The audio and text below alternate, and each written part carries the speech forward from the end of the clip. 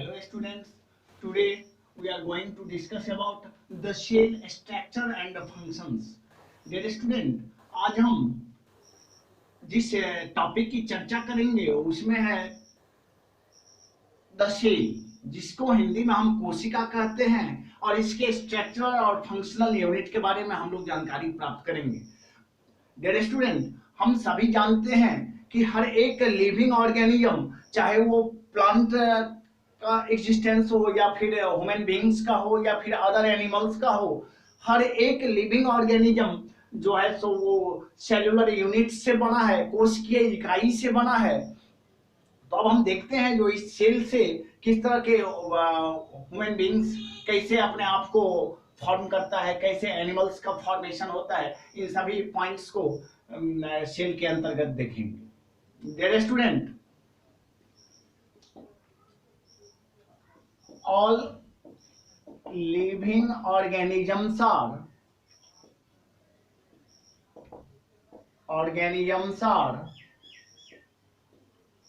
made up of billions of cells. सभी जीवित प्राणी लाखों करोड़ों कोशिकाओं के एक साथ जुटने से तब उस लिविंग ऑर्गेनिज्म का क्या होता है, फॉर्मेशन होता है। There are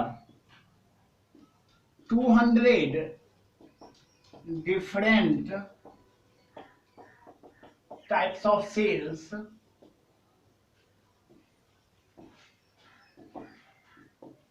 in the living organisms, और जो बिलियंस ऑफ सेल्स होती है, करोड़ों अरबों की संख्या में होती है, ये प्रायः 200 प्रकार के होते हैं, 200 भिन्न प्रकार के होते हैं, 200 अलग अलग प्रकार के ये सेल्स मौजूद होते हैं हमारे मानव शरीर में।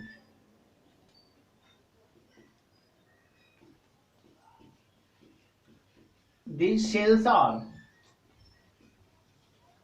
also called the building blocks of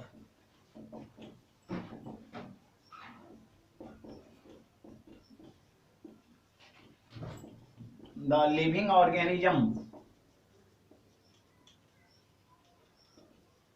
सभी जीवधारियों का के शरीर का निर्माण करता किसको माना जाता है? इस सेल्स को माना जाता है। इन कोशिकाओं को ही सभी जीवधारियों के शरीर, सभी जीवधारियों का जो है तो बिल्डिंग ब्लॉक्स यानी कि निर्माण करता माना जाता है। साथ ही साथ हम देखेंगे कि क्या ये इस सेल से सिर्फ जीवधारियों के शरीर का ही निर्माण होता है, तो हम यहाँ कहेंगे नहीं। इन सेल्स की सहायता से बहुत सारे ऐसे वाइटल एक्टिविटीज को भी परफॉर्म किया जाता है जिसके थ्रू सभी लिविंग ऑर्गेनिज्म अपने आप को सर्वाइवल बनाते हैं।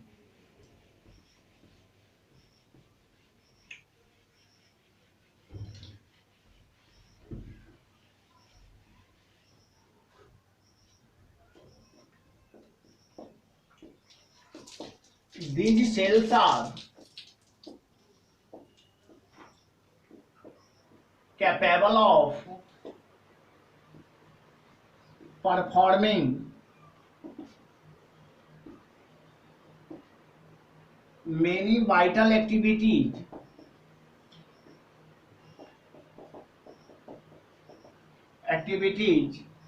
so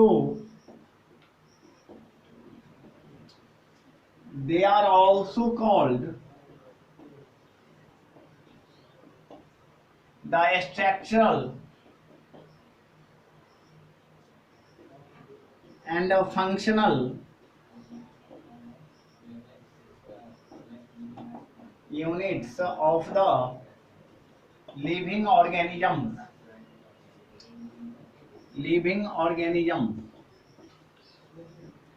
The cells are capable of performing many vital activities।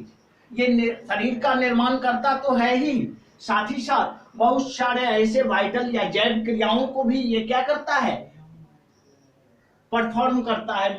So they are also called the structural and functional unit of the living organism. और इसलिए इस सेल्स को जो है सभी जीवों के क्रियात्मक या संरचनात्मक समूह के रूप में भी इन सेल्स को हम क्या करते हैं, एक्सप्लेन या व्यक्त करते हैं। डियर स्टूडेंट, अब रही बात, जितने भी फैक्ट्स हम लोगों ने सेल्स से रिलेटेड पढ़ा, इस सेल्स का को जन्म देने वाला कौन था, सबसे पहले सेल को किसने देखा, अब हम इन फैक्ट्स को जानेंगे।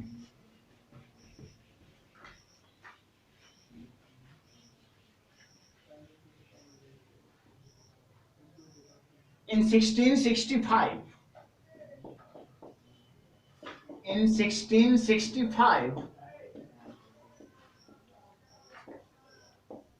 Robert Hooke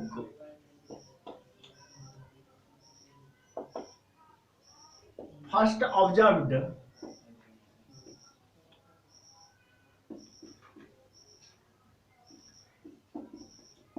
a thin slice of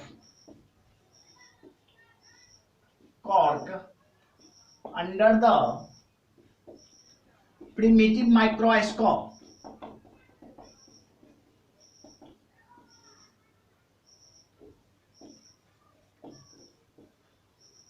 and term them the cell.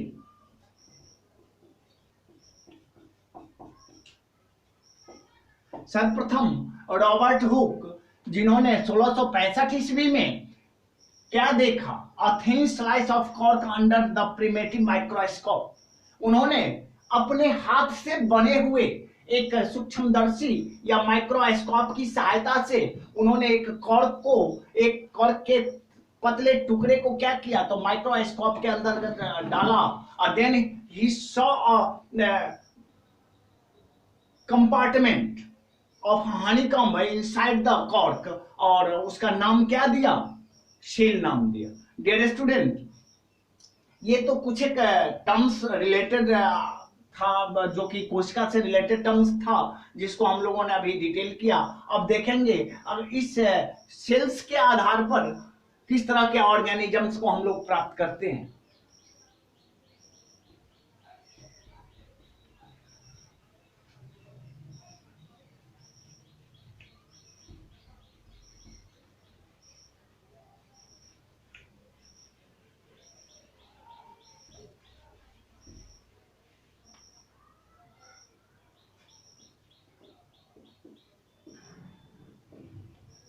Based on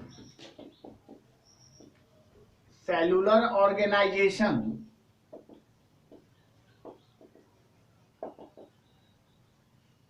organisms are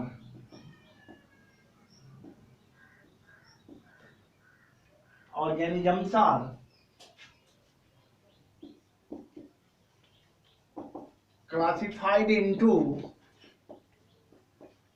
two groups, और इन कोशिकीय संरचनाओं के आधार पर जीवों को प्रायः दो भागों में बांटा जाता है।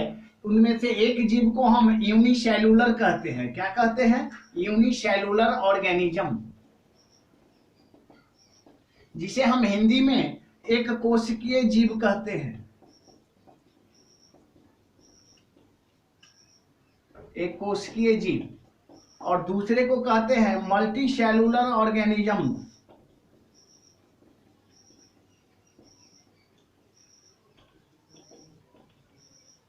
और इसे हम बहुकोशिकीय जीव कहते हैं। क्या कहते हैं? बहुकोशिकीय जीव। बहुकोशिकीय, एक कोशिकीय जीव, ऐसे जीव जिनकी कोशिकाएं सिर्फ एक सेल से निर्मित है, और ऐसे जीव जिनकी कोशिकाएं बहुत सारे सेल्स के एक दूसरे से कंबाइन होने के बाद जिन जीवों का शरीर निर्मित होता है, उसे हम मल्टी सेल्यूलर ऑर्गेनिजम्स कहते हैं। बारी बारी से अब हम यूनिसेल्यूलर और मल्टी सेल्यूलर को देखें।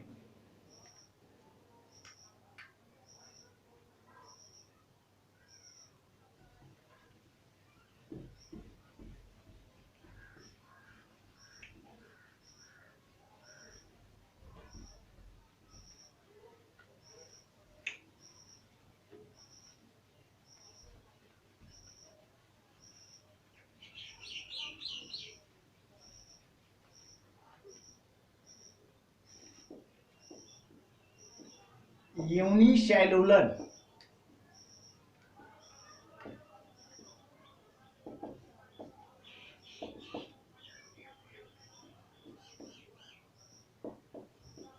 the organisms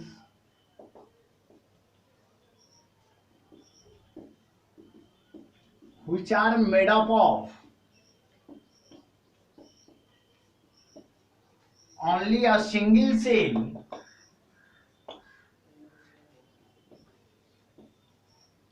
are referred as unicellular organisms. For example, amoeba, paramecium,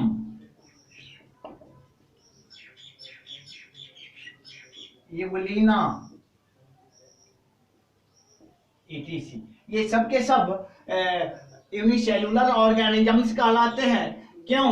क्योंकि इन सभी का काया जो है, बॉडी जो है, सिर्फ एक प्रकार की कोशिकाओं से बना है और उन्हीं एक कोशिकाओं की सहायता से सभी तरह के वाइटल एक्टिविटीज को ये क्या करते हैं, परफॉर्म करते हैं। चाहे वो आपका एवलिना हो जो प्लांट लाइक स्ट्रक्चर माना जाता है, या फिर पारामीशियम हो, या फिर अमीबा हो, ये सब के सब एक कोशिकीय जीव होते हैं और उन्हीं एक कोशिका की सहायता से अपने सारे वाइटल एक्टिविटीज को क्या करते हैं, परफॉर्म करते हैं। ये सब के सब यूनिसेलुलर ऑर्गेनिजम्स कहलाते हैं। अब हम देखेंगे multi cellular organisms. multicellular organisms,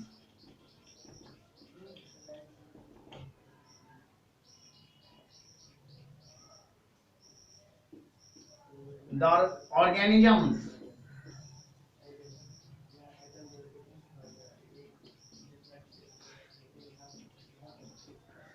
which are made up of more than one cell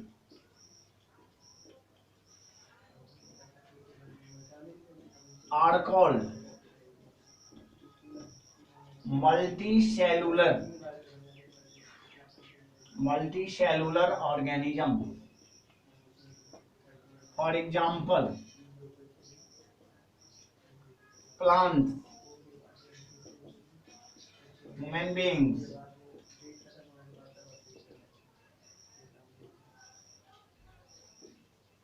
and other animals etc. ये सब के सब मल्टी सेलुलर ऑर्गेनिजम्स कहलाते हैं। किसको कहते हैं multi cellular organisms? The organisms which are made up of more than one cell are called multi cellular organisms. बहुकोशिकीय जीव उन जीवों को कहते हैं जिनके पास में एक से अधिक सेल्स हो। तो हमने सेल्स को जब डिफाइन किया तो कहा जो all living organisms are made up of billions of cells, करोड़ों अरबों कोशिका से बनी हुई काया ही मल्टी सेलुलर कहलाती है। क्या कहलाती है? मल्टी सेलुलर ऑर्गेनिजम्स कहलाती है। लेकिन जब एक सेल से किसी जीव का निर्माण होता है तो उसको हम यूनिसेलुलर ऑर्गेनिजम्स कहते हैं। डियर स्टूडेंट, अब हम मल्टी सेलुलर ऑर्गेनिज्म के ऑर्गेनाइजेशन को देखेंगे कि ये सभी बहुकोशिकीय जीव किस तरह से फॉर्म करते हैं।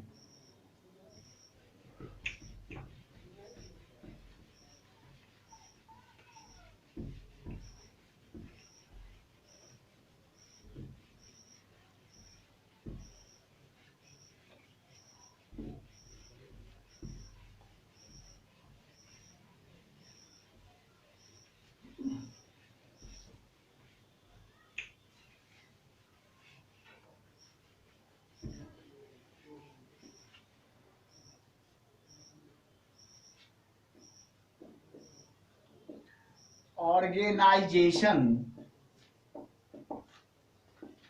in multicellular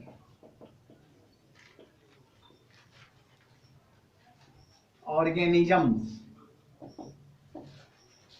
अब हम देखेंगे यूनिसेलुलर और मल्टीसेलुलर, हमने दो प्रकार के जीवों को based on their cellular structures के आधार पर देखा, जो वो एक कोशिकीय होते हैं या फिर बहुकोशिकीय होते हैं। डियर स्टूडेंट, हम यहाँ मल्टी सेलुलर ऑर्गेनिजम्स के संरचनात्मक इकाई को देखेंगे, आखिर कैसे इस सृष्टि में, इस ब्रह्मांड में मल्टी सेलुलर या बहुकोशिकीय जीवों का वो निर्माण हुआ।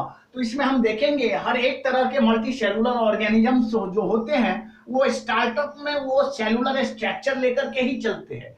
कोशिकीय इकाई से ही हर एक जीवन का निर्माण होता है, फिर इस सेल से टिश्यूज का निर्माण होता है, इस टिश्यूज से जो है सो ऑर्गन का निर्माण होता है, फिर इस ऑर्गन से ऑर्गन सिस्टम का निर्माण होता है, और जब बहुत सारे ऑर्गन सिस्टम जुड़ते हैं तब एक ऑर्गेनिज्म या जीव का निर्माण होता है। ये बेसिकली हमारा कंसेप्चुअल एक डायग्राम होता है जिसके तहत हम लोग मल्टी सेलुलर ऑर्गेनिज्म के ऑर्गेनाइजेशन को देखते हैं। तो ये स्टार्ट होती है सेल से, कहने का मतलब है हर एक मल्टी सेलुलर या बहुकोशिकीय जीव जो होते हैं उनके जीवन की शुरुआत सेल से होती है, कोशिका से होती है, और ये कोशिका फिर ट्रांसफर करता है टिश्यूज को। जब बहुत सारे सेल्स एक साथ जुड़ते हैं तब टिश्यूज का निर्माण होता है, फिर बहुत सारे टिश्यूज, सिमिलर टिश्यूज एक साथ जुड़ते हैं तब ऑर्गन का निर्माण होता है, और बहुत सारे जब सिमिलर ऑर्गन से एक साथ जुड़ते हैं तब ऑर्गन सिस्टम का निर्माण होता है,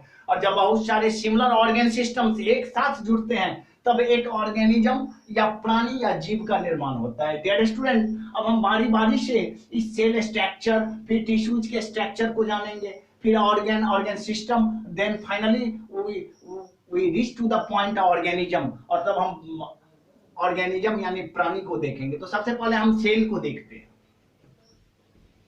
cell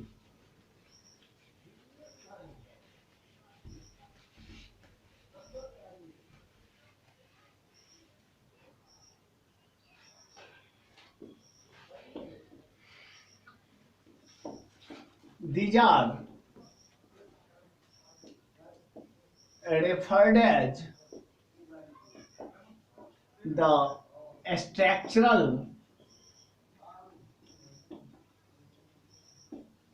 and functional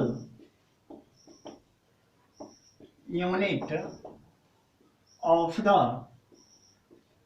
living organisms। सभी जीवधारियों के संरचनात्मक और क्रियात्मक इकाई को ही हम क्या कहते हैं? सेल कहते हैं। अब हम देखेंगे टिश्यूज।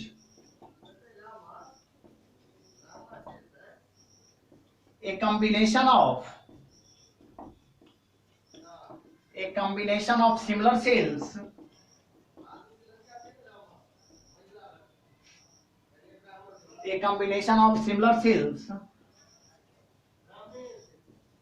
फॉर्म और टिश्यू। जब एक ही तरह के बहुत सारे सेल्स, एक ही क्वालिटी, एक ही प्रॉपर्टीज वाले बहुत सारे सेल्स एक साथ जुड़ते हैं तब टिश्यूज का निर्माण होता है। Organ, when many similar tissues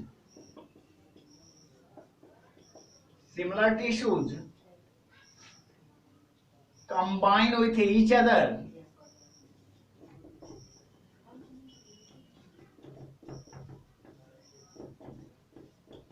they form an organ।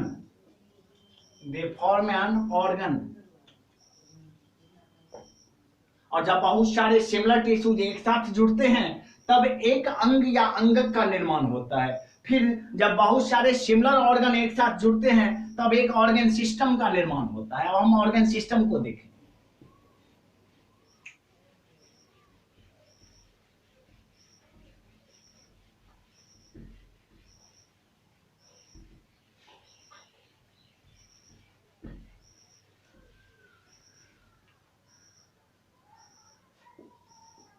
Organ system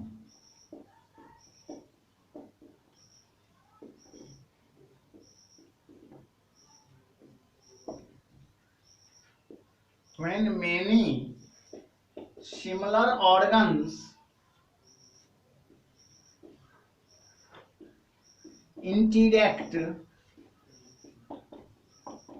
with each other, they form an organism. और जब बहुत सारे सिमिलर ऑर्गेन्स एक साथ इंटरेक्ट करते हैं, एक दूसरे के साथ अंतःक्रिया करते हैं, तब वो एक ऑर्गेनिज्म, एक मूलभूत प्राणी का क्या होता है, निर्माण होता है। डियर स्टूडेंट, ये ऑर्गेनाइजेशन हम मल्टी सेलुलर ऑर्गेनिज्म के देख रहे थे। इसको फिर हम आगे के वीडियो में डिटेल करेंगे। तब तक के लिए धन्यवाद।